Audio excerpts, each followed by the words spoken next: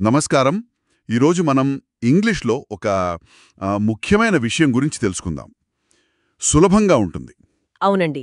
ఈరోజు మనం నేర్చుకోబోయే పాఠం పేరు సింగ్యులర్ నౌన్స్. అంటే తెలుగులో ఏకవచన నామవాచకాలు అంటాం కదా అది. సింగులర్ నౌన్స్ వినడానికి బాగుంది. మరి సింగులర్ నౌన్ అంటే అసలు ఏంటి? సింపుల్గా చెప్పాలంటే. చాలా తేలిక. సింగ్యులర్ నౌన్ అంటే ఏంటంటే ఒక వ్యక్తి పేరు కానీ, ఒక ప్రదేశం పేరు కానీ, లేదంటే ఒక వస్తువు పేరు. ఆ లేదా ఒక ఆలోచన పేరు కూడా కావచ్చు. సరిగ్గా ఏదైనా సరే ఒక్కటే ఒక్కటుండాలి. ఆ ఒక్కదాన్ని సూచించే పదాన్నే మనం ఇంగ్లీష్లో సింగులర్ నౌన్ అంటాం. ఓకే. అంటే ఒకటి అని చెప్పే పదం అన్నమాట. కొన్ని ఉదాహరణలు చూద్దామా? వ్యక్తులు లేదా జంతువుల గురించి. తప్పకుండా. ఉదాహరణకు అ బాయ్ అంటాం. అంటే అంటే ఒక అబ్బాయి. కరెక్ట్.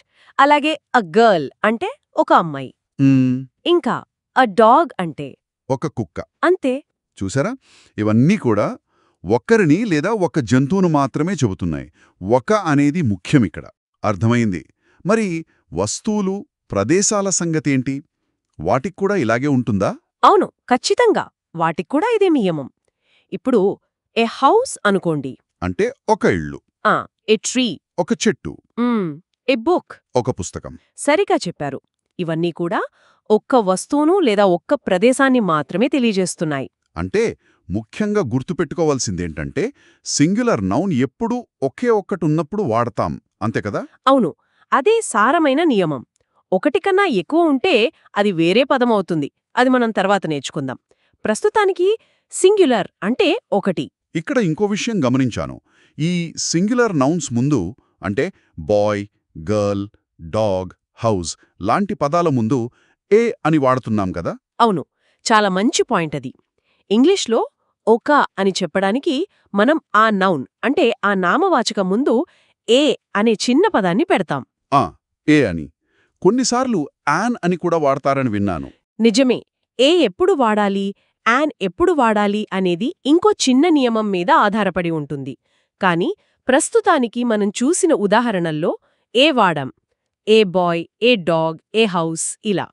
అంటే ఒక అని అర్థం రావడానికి ఏ వాడతామన్నమాట. అంతే. చాలా సింపుల్. సింగులర్ నౌన్ ముందు ఏ లేదా యాన్ వస్తుంది. సరే, బాగా అర్థమైంది. అంటే ఈరోజు మనం సింగులర్ నౌన్స్ అంటే ఏమిటో నేర్చుకున్నాం. అవును, ఒక్క వ్యక్తి, ఒక్క వస్తువు, ఒక్క ప్రదేశం లేదా ఒక్క ఆలోచనను సూచించే పదమని తెలుసుకున్నాం. ఉదాహరణలు కూడా చూశాం. ఏ బాయ్, ఏ డాగ్, ఏ హౌస్, ఏ బుక్ లాంటివి. గుర్తుంచుకోవాల్సిందేంటంటే ఇంగ్లీష్లో ఏదైనా ఒక్కదాని గురించి చెప్పాలంటే మనం తప్పకుండా సింగులర్ నౌన్స్ వాడాలి. అవును. మాట్లాడేటప్పుడు గాని, రాసేటప్పుడు గాని ఈ ఒక్క వస్తువు గురించి చెప్పడానికి ఈ పదాలను వాటి ముందు ఏ లేదా యాన్ను ఉపయోగించడం సాధన చేయాలి. సరిగ్గా ప్రాక్టీస్ చేస్తే చాలా తేలిగ్గా వచ్చేస్తుంది. ఆలోచిస్తే ఈ సింగ్యులర్ అనే కాన్సెప్ట్ అంటే దేన్నైనా ఒకటిగా చూడటం భాషలోనే కాదు, మనం ఆలోచించే విధానంలో కూడా ఉంటుందేమో. ఒక దానికి ప్రత్యేకత ఇవ్వడం లాంటిది. అవును, అది కూడా ఒక ఆసక్తికరమైన ఆలోచనే.